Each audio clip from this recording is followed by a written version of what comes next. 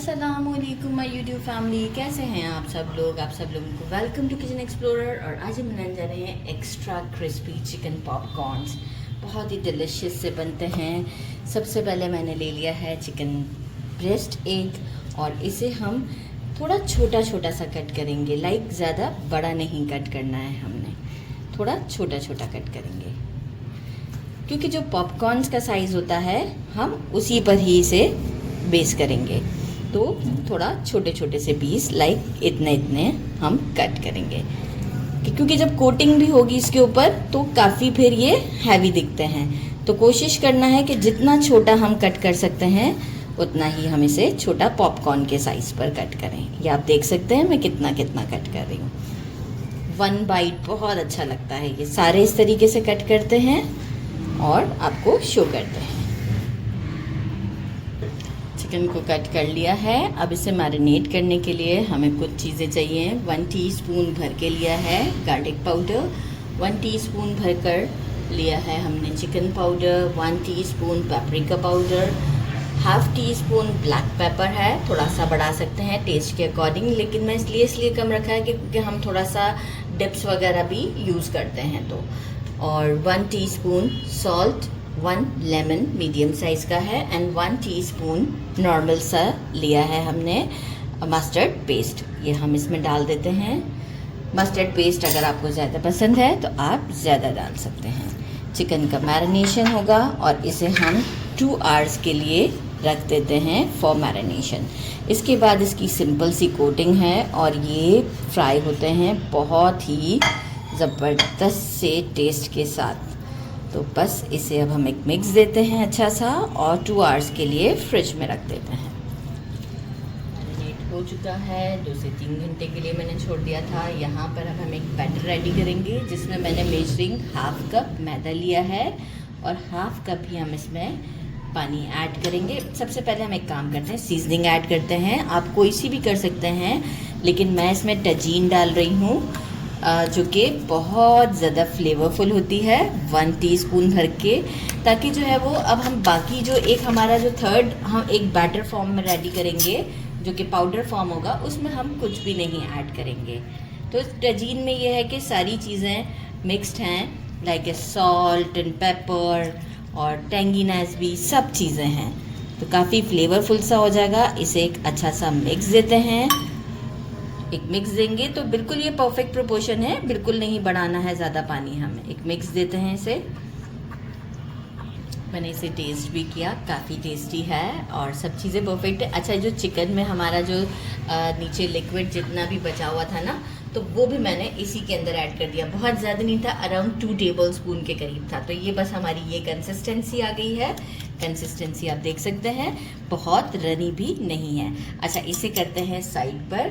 बाकी एक और मैंने बॉक्स उठाया है, बॉक्स में मैं ऐसे करूँगी, आप चाहें तो किसी जिप लॉक बैग में भी कर सकते हैं। यहाँ मैंने लिया मेजरिंग 1 कप मैदा और 1 कप मैदा में मैं डाल रही हूँ 2 टेबल स्पून भरकर ये वाले कॉर्न स्टार्च और इसे हम एक अच्छा सा मिक्स दे देते हैं। बस इसमें कोई भी हमें सीजनिंग नहीं डाल रही क्योंकि ऑलरेडी हमने काफ़ी सीजनिंग्स यूज़ की हुई हैं, तो बस इसमें हमें बिल्कुल ज़रूरत नहीं है। इसमें बस एक हमें मिक्स देना है, वैसे ये खुद भी अच्छे से मिक्स होगा। और बाकी हमारा ये काम है कि इसके साथ लिड होना नेसेसरी है, तो काम थोड़ा सा आसान हो जाता है। अब हम क्या करेंगे, जेंटली थोड़ा सा कुछ पीसेस लेंगे अपने चिकन के हम यहाँ से और इसे हम थोड़ा सा इसमें खोल देते हैं ताकि जो है वो कोटिंग परफेक्ट हो जाए।